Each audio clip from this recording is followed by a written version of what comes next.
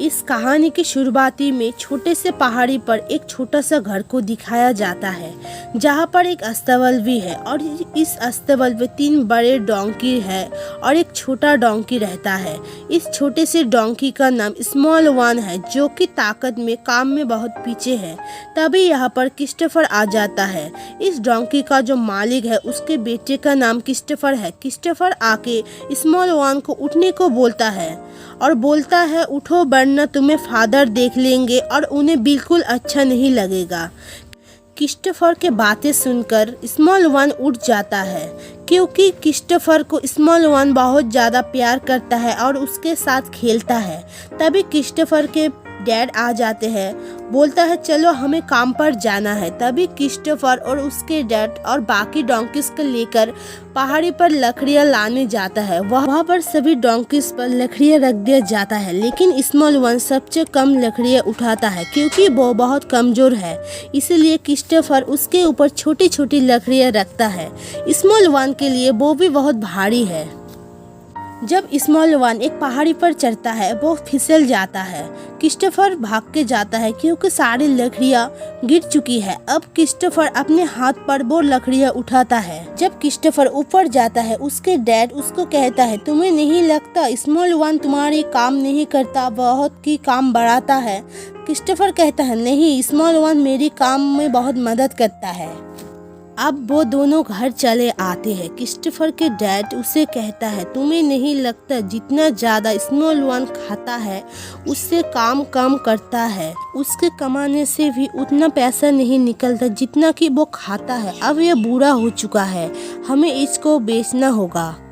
इस बात से क्रिस्टोफर बहुत दुखी हो जाता है और वो स्मॉल वन के गले लग कर रोता है। वो अपने डैड से रिक्वेस्ट करता है लेकिन उसके डैड कहता है यहाँ पर बहुत काम है जो स्मॉल वन नहीं कर पाएगा। शहर में काम आसान होता है, वहाँ पर स्मॉल वन बहुत खुश रहेगा।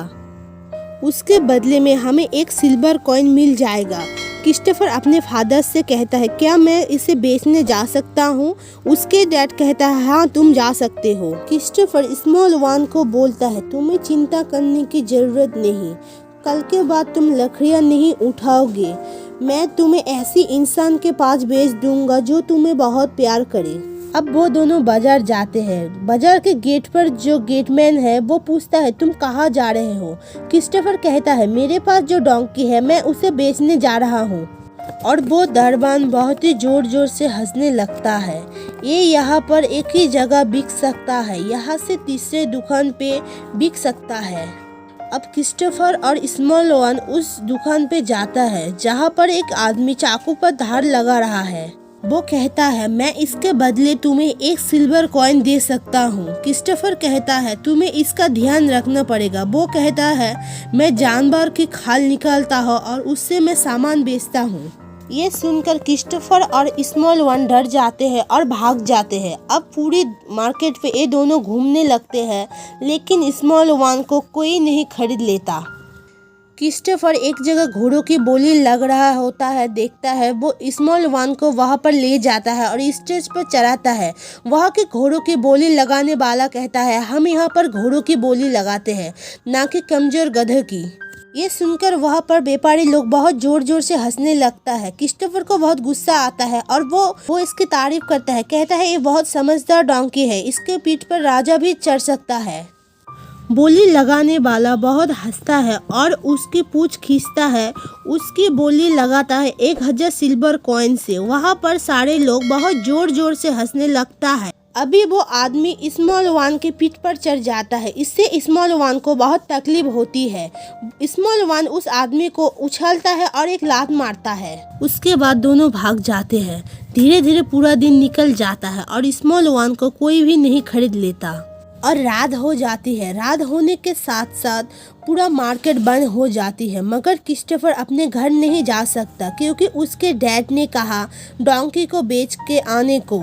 अब उसे पता है कि वो स्मॉल वन को नहीं बेच सकता, कल उसके डैड किसी और को बेच देगा, इसीलिए वो घर नहीं जाना चाहता है।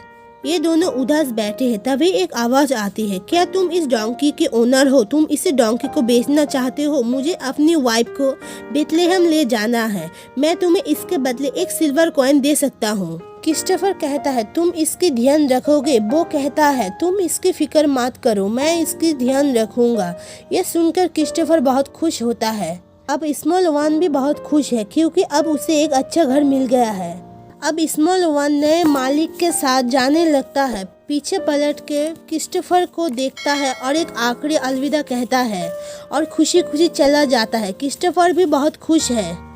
वो दूर पहाड़ी से स्मॉल वन को देखता है कि स्मॉल वन के पीठ पर एक लेडी बैठी है और एक आसमान पे बड़ी सी स्टार को देखता है। इससे पता चलता है कि आज जीसस का जन्म हुआ है। स्मॉल वन को जो खरीदने आया है वो और कोई नहीं, सेंट जोसेफ है। स्मॉल वन के पीठ पर जो लेडी बैठी थी वो और कोई नहीं, मदर मेरी थी। एक छोटी सी अच्छी सी काल्पनिक कहानी है और बहुत अच्छी सीख देती है। ये फिल्म द स्मॉल वन 1978 में डिज्नी ने इसे एनिमेटेड फिल्म बनाया है। अभी भी लोग इस फिल्म को उतना ज्यादा पसंद करती है। तो दोस्तों, आपको ये फिल्म की कहानी कितनी अच्छी लगी है? आपकी राय हमें कमेंट सेक्शन में बताना ना भूले और चैनल को लाइक और सब्सक्राइब जरूर करना। Thanks for watching. Take care, bye bye.